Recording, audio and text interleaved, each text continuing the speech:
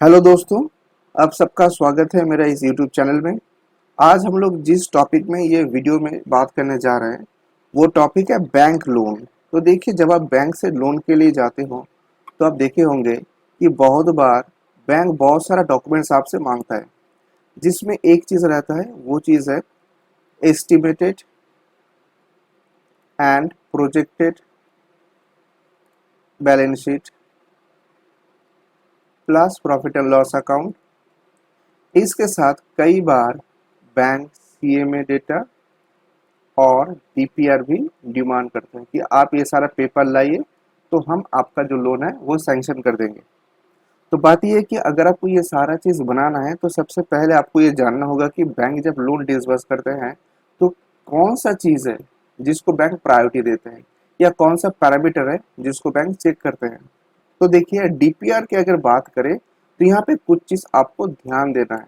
देखिए, मैं आपको पहले जो क्रोनोलॉजी है वो क्रोनोलॉजी में बताना चाहता हूँ। देखिए, सबसे पहले जब आप ऐसे काम करने जा रहे हो जहाँ पे आपको एक प्रोजेक्ट रिपोर्ट बनाना है, वो भी हाई वैल्यू लोन के लिए, जैसे कि मान लीजिए 50 लाख, 1 करोड़, 2 करोड़ या उससे भी ज़्यादा। तो सबसे पहले आप एक काम कीजिए, आप एक डीपीआर स्टेटमेंट बनाइए। डीपीआर स्टेटमेंट बनाने के बाद आप एस्टिमेटेड एंड प्रोजेक्टेड जो पीएल बैलेंस शीट है वो बनाइए। और उसके बाद अगर कोई ऐसा लोन है जहाँ पे वर्किंग कैपिटल का रिक्वायरमेंट है, तब आप सीएमए डेटा में, सीएमए डेटा आपको बनाना ही है, पर सीएमए डेटा में आपको तब कमिटी रिकमेंडेशन जो है वो कमिटी रिकमेंडेशन बनाना है। Otherwise DPR, estimated projected balance sheet और उसके बाद सीएमए बनाने से ही काम हो जाएगा। तो मैं इस चीज़ को थोड़ा सा क्लैरिफाई करना चाहता हूँ कि क्यों ये जो क्रोनोलॉजी है इसको आपको फॉलो करना है। देखिए, एक एक करके सारा चीज़ को समझना होगा, क्योंकि ये प्रोजेक्ट रिपोर्ट ऐसा चीज़ है कि यहाँ पे उन लोग ही प्रोजेक्ट रिपोर्ट बना पाएंगे जिसके पास ये काम करने का एक्सपीरियंस है। तो देखिए, डीपीआर में क्या है, आप जब भी बैंक के पास जा रहे हो लोन के लिए तो डेफिनेटली आप क्या खरीदना चाहते हो, या तो फिर आप कोई मशीनरी खरीदना चाहते हो,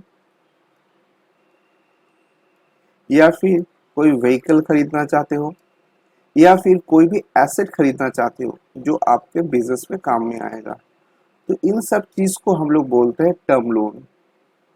और दूसरा होता है वर्किंग कैपिटल के लिए, जिसको हम लोग कहते हैं सीसी लोन। तो देखिए, अगर आपको डीपीआर स्टेटमेंट बनाना है तो डेफिनेटली आपको ये देखना है कि नया जो प्रोजेक्ट में आप इन्वेस्ट करने जा रहे हो उसका प्रॉफिटेबिलिटी एनालिसिस क्या है। मैं आपका भी समझा रहा हूँ, देखिए धीरे धीरे समझेंगे क्योंकि इसमें बहुत सारा कुछ हमको बताना है। देखिए, मान लीजिए कि मैं एक ट्रांसपोर्ट बिजनेस में फॉलो करते हैं, मेरा ट्रांसपोर्ट का बिजनेस है। अब ट्रांसपोर्ट बिजनेस में मेरे पास ऑलरेडी 6 ट्रक्स हैं, यानी कि मैं गुड्स कैरी करता हूँ। अब मैं एक नया ट्रक खरीदना चाहता हूँ, 1 न्यू ट्रक। तो ये 1 न्यू ट्रक के लिए मुझे डीपीआर बनाना है। याद रखिए, जो भी आप नया सामान खरीदोगे उसके लिए आपको डीपीआर बनाना है। जो आपका एग्जिस्टिंग है, जो आपका एग्जिस्टिंग है उसके लिए आपको डीपीआर नहीं बनाना है। जो आपका एग्जिस्टिंग है उसके लिए आपको डीपीआर नहीं बनाना है, डीपीआर नहीं बनाना है, सिर्फ इसके लिए आपको डीपीआर बनाना है।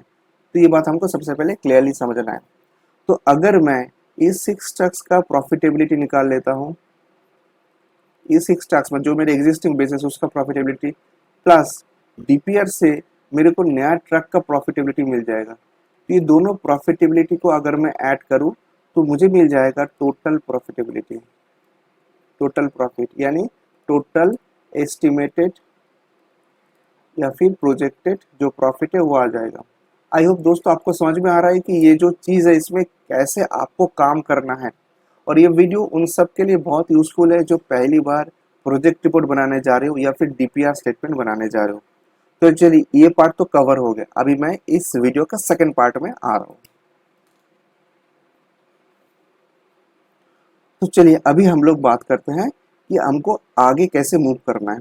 तो देखिए, डीपीआर जो है, डीपीआर स्टेटमेंट में आपको क्या दिखाना होगा, सबसे पहले आपको दिखाना होगा कि जो नया मशीन आप खरीद रहे हो, जो व्हीकल खरीद रहे हो, या जो भी एसेट आप खरीद रहे हो, उससे कितना आप रेवेन्यू जनरेट कर पाओगे। तो रेवेन्यू हमको निकालना है। अब ये रेवेन्यू कैसे निकालेंगे, देखिए एग्जांपल लीजिए। जैसे मान लीजिए अगर मैं एक ट्रक खरीद रहा हूँ, तो एक ट्रक खरीदने के बाद मैं क्या करूँगा, उसको मैं रेंट पे दूंगा। अब रेंट पे कहाँ पे दूंगा, डेफिनेटली मैं गुड्स कैरी करने के लिए दूंगा, गुड्स कैरी करने के लिए मैं दूंगा, ठीक है। अब देखिए गुड्स कैरी करने के लिए अगर मैं दे रहा हूँ, तो एक चीज मुझे ध्यान देना है कि मुझे पर मंथ कितना रेवेन्यू मिलेगा। तो मान लेता हूँ फॉर एग्जांपल कि मैं, जो मेरा ट्रक है, वो ट्रक महीने में फॉर एग्जांपल 25 दिन चलेगा, 25 डेज चलेगा, और मैं इसको भाड़े पे दे रहा हूँ, इनटू रुपीस, अब जो मेरा रेंटल है उससे मैं मल्टीप्लाई करूंगा, तो इजकल टू आ जाएगा मेरा टोटल रेवेन्यू, टोटल रेवेन्यू, ठीक है। तो इसी तरीके से हमको हर एक एसेट, जो एसेट मैं खरीद रहा हूँ, उसका मुझे प्रोजेक्टेड एक रेवेन्यू रिपोर्ट बनाना है, वो भी नया जो मशीनरी है, नया जो इंस्ट्रूमेंट है उसके लिए। अब देखिए क्या हर बार कैलकुलेशन ऐसे ही होगा, नहीं, ऐसा जरूरी नहीं है कि हर बार आपको इसी तरीके से कैलकुलेट करना होगा। अब देखिए ये तो रहा पहला रेवेन्यू कैलकुलेशन करने का मेथड। अब आते हैं दूसरे मेथड में। देखिए ऐसा भी हो सकता है कि मेरा जो ट्रक है, वो ट्रक को मैं गवर्नमेंट कॉन्ट्रैक्ट में यूज करता हूँ। तो गवर्नमेंट कॉन्ट्रैक्ट में मैं कैसे यूज करता हूँ, देखिए इस सिचुएशन पे मैं डेज कैलकुलेट नहीं करता हूँ। इस सिचुएशन में मैं क्या करता हूँ, मैं रेट लेता हूँ पर किलोमीटर। तो इस कैलकुलेशन में मेरे पास ये इंपॉर्टेंट नहीं है कि मेरा ट्रक महीने में कितना दिन चला, मेरे लिए इतना इंपॉर्टेंट है वो कितना किलोमीटर चला। तो multiplied by total kilometre, total kilometre travel. तो फॉर एग्जांपल मान लीजिए कि इस महीना जो है मेरा टोटल 12,000 किलोमीटर चला है, और मेरा जो रेट है वो 25 रुपये रेट है। तो मल्टीप्लाई करने से क्या मिल जाएगा, मेरे को टोटल रेवेन्यू मिल जाएगा। ये टोटल रेवेन्यू जो ये क्या है, ये पर मंथ का रेवेन्यू है। तो ये जो रेवेन्यू है ये क्या है, पर मंथ का रेवेन्यू है। तो इसी तरीके से मुझे रेवेन्यू मॉडल को सबसे पहले क्लियरली जो है वो कैलकुलेट करना है। अब इसके बाद अगर मैं इसको 12 से मल्टीप्लाई कर लूँ, इसको मैं अगर साइड में 12 से मल्टीप्लाई कर लूँ, या मैं अगर एक अलग कॉलम बना लूँ जहाँ पे 12 से मल्टीप्लाई हो जाएगा, तो क्या हो जाएगा, देखिए ये हो गया आपका मंथली कैलकुलेशन, ये हो गया आपका ईयरली कैलकुलेशन। तो दोस्तों मेरा कहने का मतलब है कि ये जो प्रोफॉर्मा आप देख रहे हैं, इसी हिसाब से आपको रेवेन्यू मॉडल जो है उसको बनाना है, ठीक है। तो आपको ध्यान देना है कि मैं जो चीज़ बता रहा हूँ वो किसके लिए बता रहा हूँ, वो जो न्यू प्रोजेक्ट है, जो न्यू इंस्ट्रूमेंट है जिसके लिए बैंक आपको लोन देगा उसी का। जो एग्जिस्टिंग है उसके लिए आपको इतना डिटेल नहीं बनाना है, उसके लिए सिर्फ सिंपली जो है हमको ऐड करके जाना है, वो मैं दिखाऊंगा आपको बाद में। तो पहले देखते हैं रेवेन्यू मॉडल कवर हो गया। अब आते हैं सेकेंड पार्ट में, वो है एक्सपेंडिचर। एक्सपेंडिचर, एक्सपेंडिचर में सबसे पहले क्या आएगा, बोले एक्सपेंडिचर में सबसे पहले आएगा डीजल, क्योंकि अगर व्हीकल है तो डीजल का खर्चा है। अब देखिए मैं सारे एक्सपेंडिचर को कवर नहीं करूंगा, सिर्फ एक ही एक्सपेंडिचर को मैं कवर करके बताऊंगा कि कैसे कैलकुलेट किया जाता है। अब देखिए डीजल, अब देखिए डीजल में कैसे कैलकुलेशन करेंगे। अगर मैं 12,000 किलोमीटर चलता हूँ, 12,000 किलोमीटर में चलता हूँ एक महीने में, मल्टीप्लाइड बाई रेट। अब रेट क्या है, इसको हम लोग कहते हैं माइलेज। अब माइलेज क्या होता है, मान लीजिए डीजल का भाव है 100 रुपए। अब 100 रुपए से मेरे को 3 किलोमीटर जो है वो चलता है गाड़ी। तो अगर मैं 100 रुपए का डीजल डालूंगा तो 3 किलोमीटर चलेगा, तो मेरा माइलेज कितना है बोलिए, मेरा माइलेज है 33.33 रुपीज पर किलोमीटर। तो मुझे ये माइलेज से मल्टीप्लाई करना है, तो मेरे को मिल जाएगा कि मेरा डीजल का खर्चा कितना है। इसी तरीके से मैं अदर जो एक्सपेंडिचर है, जैसे कि मान लीजिए मेरा ड्राइवर सैलरी है, जो मेरा ड्राइवर सैलरी है वो भी मुझे यहाँ से एलोकेट करना है। इसी तरीके से मुझे निकालना है टोल का एक्सपेंसेस कितना है, इंश्योरेंस का एक्सपेंसेस कितना है। आई होप दोस्तों कि आपको समझ में आ रहा है कि ये जो चीज़ मैं आपको बताने जा रहा हूँ, इसी हिसाब से आपको एक रिपोर्ट बनाना है। तो ये जैसे ही रिपोर्ट आपका कंप्लीट हो जाएगा, तो यहाँ पे आपको टोटल इनकम मिल गया, यहाँ पे आपको टोटल एक्सपेंडिचर मिल गया। अब यहाँ पे भी अगर हम इसको 12 से मल्टीप्लाई कर देंगे, तो मुझे ये जो है ये मंथली है, और ये मेरा जो है ये ईयरली है। तो मंथली और ईयरली दोनों का कैलकुलेशन हो गया है। तो बस ये जो डीपीआर कैलकुलेशन है, अब इसको आपको मार्च करना है आपका जो मेन प्रोजेक्ट रिपोर्ट है वहाँ पे। तो वो पार्ट में अभी आपको सिखाने जा रहा हूँ कि कैसे आप करेंगे। देखिए तो अभी हम आगे अपना जो प्रोजेक्टेड और estimated profit and loss account है वहाँ पे देखिए, मैं आपको फॉर्मेट दिखा रहा हूँ और फिर मैं बताऊंगा कैसे किया जाता है। सबसे पहले हम यहाँ पे लिखते हैं पर्टिकुलर्स, ये पर्टिकुलर्स हो गया। अब यहाँ पे फॉर एग्जांपल लिख लीजिए 2026-27। अब अगला जो है 2027-28। आप देखे होंगे कि बैंक जो है, बैंक कई बार बोलते हैं कि 8 साल 9 साल का प्रोजेक्ट रिपोर्ट बनाइए, तो इसी तरीके से आपको जो है हर साल का अलग से आपको एक कॉलम बनाना होगा। अब देखिए पर्टिकुलर्स, अब यहाँ पे आपको लिखना है रेवेन्यू। अब रेवेन्यू के अंदर ए और बी दोनों है। ए है क्या, एग्जिस्टिंग, और दूसरा जो है वो है न्यू। अब न्यू बोलने के बाद आपको यहाँ पे जो काम करना है वह कि न्यू का जो वैल्यू है वो वैल्यू कितना है, ये जो डीपीआर स्टेटमेंट से आया है वो डीपीआर स्टेटमेंट का ईयरली वैल्यू आपको यहाँ पे लिखना है। अब एग्जिस्टिंग का वैल्यू कैसे निकालेंगे, देखिए आप एग्जिस्टिंग का वैल्यू से निकालते हैं, जो लास्ट ईयर का मेरा है, लास्ट ईयर जो मेरा ऑडिटेड बुक्स ऑफ अकाउंट्स है उसको हम लोग मल्टीप्लाई कर देते हैं 1.05 से। यानी कि हम एक्सपेक्ट करते हैं कि जो मेरे एग्जिस्टिंग धंधा है वो 5% इंक्रीज करेगा, तो यहाँ से मुझे एक फिगर मिल जाएगा। तो देखिए एक फिगर आ गया मेरा एग्जिस्टिंग से और दूसरा फिगर आ गया मेरा न्यू डीपीआर से।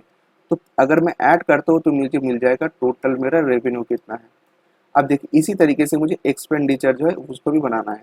अब एक्सपेंडिचर में जैसे मैं आपको एक एग्जांपल दे रहा हूँ कि सबसे पहले मान लीजिए आइटम नंबर 1 डीजल है, DIEACL डीजल।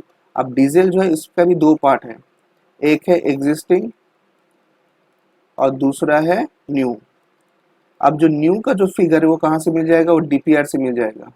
और जो एग्जिस्टिंग है वो कैसे आप निकालेंगे, वो सेम तरीके से लास्ट ईयर का जो आपका ऑडिटेड बुक्स ऑफ अकाउंट्स है, मान लीजिए कि उसमें जितना खर्चा दिया गया है उसको 1.05 से मल्टीप्लाई कर दीजिए तो यहाँ पे आ जाएगा। तो माय डियर फ्रेंड्स, इसी तरीके से आपको एक रेवेन्यू मॉडल डेवलप करना है। तो ये जो रेवेन्यू मॉडल आप देख रहे हैं इसको हम लोग कहते हैं estimated and projected profit and loss account. और ये बनाने के बाद आपको एस्टिमेटेड और प्रोजेक्टेड बैलेंस शीट भी बनाना है।